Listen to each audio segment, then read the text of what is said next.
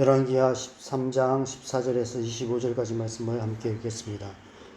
엘리사가 죽을 병이 들매 이스라엘의 왕 요아스가 그에게로 내려와 자기의 얼굴에 눈물을 흘리며 이르되 내 아버지여 내 아버지여 이스라엘의 병거와 마병이여 하매 엘리사가 그에게 이르되 활과 화살들을 가져오소서 하는지라 활과 화살들을 그에게 가져오매 또 이스라엘 왕에게 이르되 왕의 손으로 활을 잡으소서 하매 그가 손으로 잡으니 엘리사가 자기 손을 왕의 손 위에 얹고 이르되 동쪽 창을 여소서 하여 곧 열매 엘리사가 이르되 쏘소서 하는지라 곧 쏘매 엘리사가 이르되 이는 여호와를 위한 구원의 화살 곧 아람에 대한 구원의 화살이니 왕이 아람 사람을 멸절하도록 아벡에서 치리이다 하니라. 또 이르되 화살들을 집으소서 곧 집음에 엘리사가 또 이스라엘 왕에게 이르되 땅을 치소서 하는지라. 이에 3번 치고 그친지라. 하나님의 사람이 노하여 이르되 왕이 5번을 칠 것이니이다. 그리하였더라면 왕이 아람을 진멸하기까지 쳤으리이다. 그런즉 이제는 왕이 아람을 3번만 치리이다 하니라. 엘리사가 죽으니 그를 장사하였고 해가 바뀜에 모압 도적대들이 그 땅에 온지라. 마침 사람을 장사하는 자들이 그 도적대를 보고 그의 시체를 엘리사의 묘실에 들이던지매 시체가 엘리사의 뼈에 닿자 곧 회생하여 일어섰더라.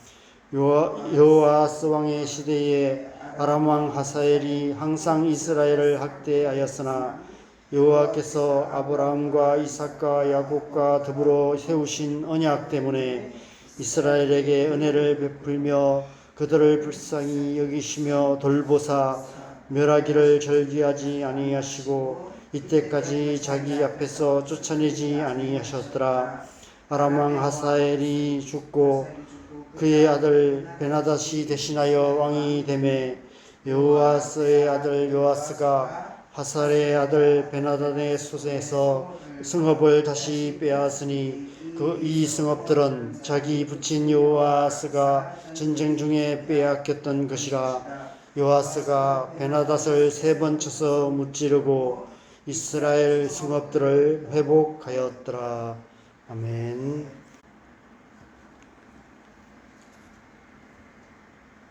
엘리사 선지자가 병들어 죽어가면서도 이스라엘의 구원을 위한 마지막 예언 사역을 하고 있습니다.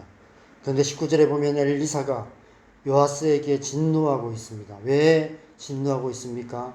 앞에 보면 17절을 보면 엘리사가 요아스에게 동쪽 창을 열고 활을 쏘게 합니다.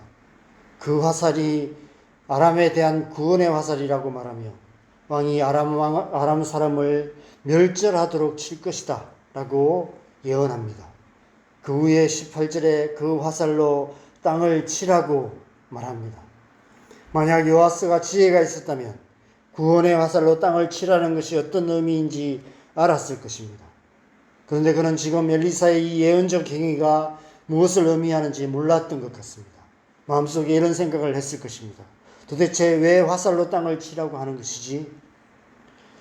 아니 어쩌면 알았지만 엘리사의 말을 믿지 못했는지도 모릅니다. 어제 본문 7절에서 북이스라엘이 얼마나 쇠약해져 있었는지 우리가 보았습니다. 아람 왕이 여호아스의 백성을 멸절하여 타작마당에 티끌같이 되게 하고 마병 50명과 병거 10대와 보병 10,000명 외에는 여호아스에게 남겨두지 아니하였다라고 말씀하고 있습니다. 흔히 하는 말로 나라꼴이 말이 아니었습니다. 이게 나라냐라고 말할 수 있는 그런 상태였습니다. 요아스가 그 아버지 여호아스의 뒤를 이어 왕이 되었지만 쇠약해져 있는 나라를 어떻게 세워갈지 막막하기만 했습니다. 어쩌면 그래서 이렇게 엘리사의 죽어가는 모습 앞에서 내 아버지여 내 아버지여 이스라엘의 병거와 마병이여 하며 울고 있었는지도 모릅니다. 지금 시대의 어둠을 밝히는 등불이었던 엘리사 선지자마저 죽어가고 있었습니다. 죽어가는 엘리사가 마지막 숨을 몰아쉬며 왕이 아람 사람을 멸절하도록 치리다라고 말하며 화살로 땅을 치라고 말합니다. 요아스 안에 하나님의 뜻을 분별하는 지혜가 있었다면, 무엇보다도 그 안에 그 하나님을 믿는 믿음이 있었다면, 엘리사가 책망하는 말처럼 대여섯 번, 아니 엘리사가 그만하라고 할 때까지 화살로 땅을 쳤을 것입니다. 그러나 요아스는 이 예언적 행위가 무엇을 의미한지 알지 못했고 믿지도 못했습니다. 이런 상황에 내가 어떻게 저 강력한 나라 아람을 멸절하도록 칠 수 있다고 말하는 것인가? 엘리사가 죽어가면서 말도 안 되는 헛소리를 하는 것이라고 생각하며 최소한으로 3번 치고 그쳤던 것입니다. 그래서 엘리사가 분노한 것입니다. 그의 지혜 없음과 믿음 없음에 대해서 분노하고 있는 것입니다. 저는 이 말씀을 묵상하면서 이런 요아스의 모습이 오늘 우리의 신앙의 모습이 아닐까, 이런 생각이 들었습니다. 우리의 신앙생활 가운데 하나님의 뜻을 분별하지 못하고 지혜 없이 행하는 모습들이 얼마나 많습니까? 하나님의 말씀을 믿지 못하고 상황과 환경에 따라 이랬다 저랬다 할 때가 얼마나 많습니까? 하나님의 크심보다 자신의 약함만을 생각하며 결정적인 순간에 믿음 없이 뒤로 물러나는 때가 얼마나 많습니까? 오늘날 하나님의 백성들이 하나님의 백성답게 살지 못하는 이유가 무엇일까요? 교회가 하나님의 능력을 나타내는 교회다운 교회가 되지 못하는 이유가 무엇일까요? 우리 안에 천지를 창조하신 전능하신 하나님을 믿는 믿음이 없기 때문입니다. 그 하나님이 언제나 우리 함께하고 계신다는 사실을 믿지 못하기 때문입니다. 하나님이 어떤 분이신지 우리가 머리로는 알지만 우리가 마음 중심으로 알지 못하고 믿지 못하기 때문입니다. 사도 요한일서 5장에서 무릇 하나님께로부터 난 자마다 세상을 이기느니라. 세상을 이기는 승리는 이것이니 우리의 믿음이니라. 예수께서 하나님의 아들이심을 믿는 자가 아니면 세상을 이기는 자가 누구냐라고 담대하게 선포하고 있습니다. 하나님께로부터 난 자들, 예수 그리스도를 믿는 모든 자들은 세상을 넉넉히 이긴다라고 담대하게 말씀하고 있습니다. 과연 오늘날 우리 안에 이처럼 담대한 믿음이 있을까요? 여러분 안에 세상을 이기는 믿음이 있으십니까? 여러분은 지금 세상을 이기는 믿음으로 날마다 승리하는 삶을 살아가고 계십니까? 히브리서 11장 6절에 믿음이 없이는 하나님을 기쁘시게 하지 못하나니 하나님께 나아가는 자는 반드시 그가 계신 것과 또한 그가 자기를 찾는 자들에게 상 주시는 이심을 믿어야 할지니라라고 말씀하고 계십니다. 우리가 이 말씀을 붙들고 날마다 믿음으로 하나님 앞에 더 가까이 나아가기에 힘써야 합니다. 믿는 자의 삶 속에 크고 놀라운 일을 행하시는 전능하신 하나님의 능력을 머리로만 아는 것이 아니라 삶으로 경험하여 알아야 하는 것입니다. 우리가 그 하나님을 믿고 믿음으로 살아갈 때 전능하신 하나님께서 우리의 삶 속에 크고 놀라운 일을 행하실 줄 믿습니다. 우리의 삶 속에 전능하신 하나님께서 행하시는 그 능력을 우리가 경험하여 알게 될 때 어떤 순간에도 흔들리지 않는 믿음, 담대한 믿음으로 세상을 이기며 살아가게 될 줄 믿습니다. 그래서 하나님께서 오늘 본문 20절과 21절에서 요아스에게, 믿음 없었던 요아스에게 하나님의 능력이 무엇인지, 하나님의 능력이 얼마나 크고 놀라운지를 똑똑히 보여주고 계십니다. 21절에 보면 사람을 장사하던 사람들이 모압의 도적대를 보고 급하여서 그 시체를 엘리사의 묘실에 던져 넣었는데 시체가 엘리사의 뼈에 닿자 죽었던 자가 살아나는 놀라운 역사가 일어납니다. 그런데 20절에 보면 그때가 엘리사가 죽어서 무덤에 묻히고 해가 바뀌었다라고 말씀하고 있습니다. 엘리사가 죽은 지 1년이나 지났다는 것입니다. 살아있는 엘리사도 아니고 죽은 엘리사의 마른 뼈를 통해서 하나님께서 죽은 자를 다시 살리시는 크고 놀라운 일을 행하신 것입니다. 여러분, 하나님은 어떤 분이십니까? 하나님은 죽은 자를 통해서도 죽은 자를 다시 살리실 수 있는 전능하신 하나님이십니다. 하나님은 죽은 영혼을 다시 살리시는 부활의 하나님이십니다. 하나님은 죽은 교회를 다시 살리시는 부활의 하나님이십니다. 하나님은 죽은 나라를 다시 살리시는 부활의 하나님이십니다. 지금 북이스라엘의 국력이 쇠약해져서 겨우 숨만 붙어 있는 식물인간 같은 죽은 상태가 되어 있었습니다. 아람을 치기는커녕 아람을 멸절하기는커녕 모압의 도적대가 출몰하는 것조차도 막을 수 없는 상태였습니다. 옛날 우리나라도 국력이 약해질 때마다 도적대들이 들끓었습니다. 그런데 지금 북이스라엘은 모압의 도적대들까지 북이스라엘 땅에 출몰하고 있었습니다. 그만큼 국력이 약해져 있다는 증거입니다. 도적대로부터 백성을 지킬 힘조차도 없는 그런 상태였다는 것입니다.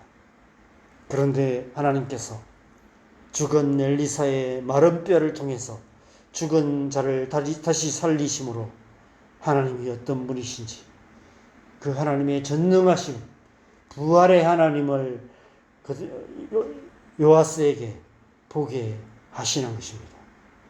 여러분, 이 기적이 어떤 의미일까요?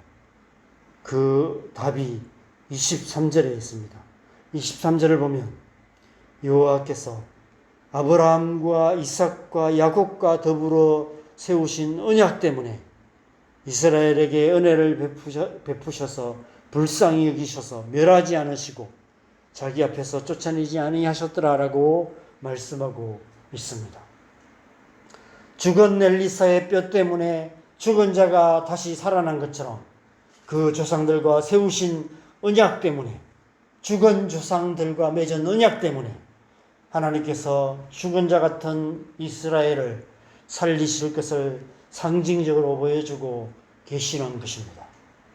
요아스의 눈에는, 이스라엘 백성들의 눈에는, 지금 우리의 눈에는 마른 뼈처럼 보이는 그 언약이 부활의 역사를 일으킨 것입니다. 그 언약 때문에 예수님께서 죽음에서 부활하셨고 그 언약 때문에 마지막 날에 모든 죽은 자들이 부활하게 될 것입니다. 그 언약 때문에 저와 여러분도 언젠가 죽음에서 부활하게 될 것입니다. 오늘 본문 마지막 25절에서 엘리사의 예언대로 요아스가 아람 왕 베나닷을 3번 쳐서 무찌르고 자기 부친 여호아스가 전쟁 중에 아람에게 빼앗겼던 이스라엘 성읍들을 회복하였다라고 말씀하고 있습니다. 죽은 자 같았던, 죽은 나라 같았던 이스라엘이 기사회생하게 된 것입니다. 부활의 하나님께서 죽은 나라를 다시 부활하게 하신 것입니다. 저는 이 말씀을 묵상하면서 오늘날 이 시대에 우리에게 필요한 믿음이 바로 이런 믿음이 아닐까 하는 생각이 들었습니다. 죽은 엘리사의 마른 뼈로 죽은 자를 다시 살리시는 사건을 통해서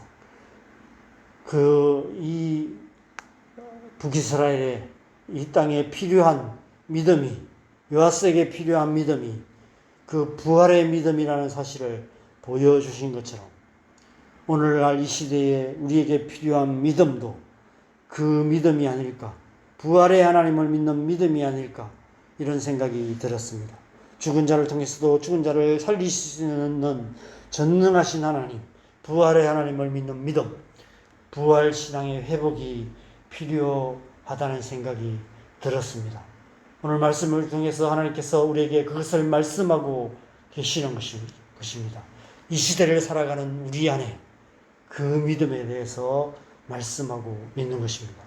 우리 안에 그 믿음이 있다면 그 어떤 절망의 순간에도 소망을 잃지 않고 설령 죽음의 위협이 우리 앞에 닥친다 할지라도 죽음 앞에서도 두려워하지 않고 끝까지 하나님을 붙들고 하나님만 의지하며 살아갈 수 있을 줄 믿습니다. 여러분 안에 부활의 하나님을 믿는 믿음이 있으십니까? 그렇다면 그 믿음으로 담대히 살아가시기 바랍니다.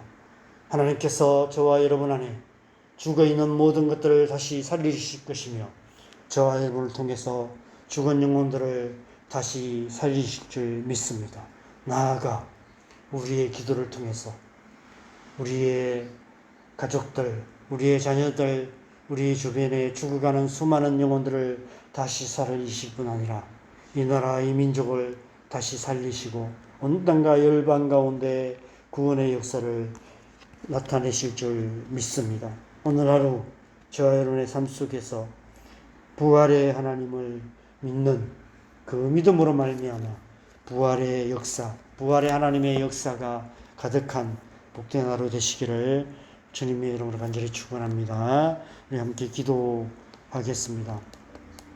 여러분, 우리가 이 시대를 살아가는 우리 안에 무엇보다도 필요한 믿음이 있다면 부활의 신앙, 부활의 하나님을 믿는 믿음, 그 믿음이 우리 안에 필요한 줄 믿습니다.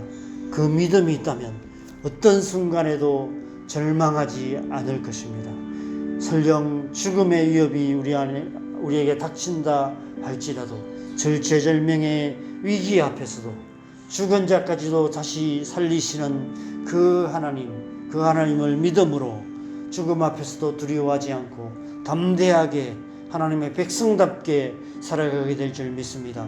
우리가 그 믿음으로 살아갈 때 죽은 자를 통해서도 죽은 자를 다시 살리시는 그 하나님의 능력이 우리의 삶 속에 역사하셔서 모든 절망의 순간을 주님 변화시키셔서 생명의 역사, 부활의 역사를 나타내실 줄 믿습니다.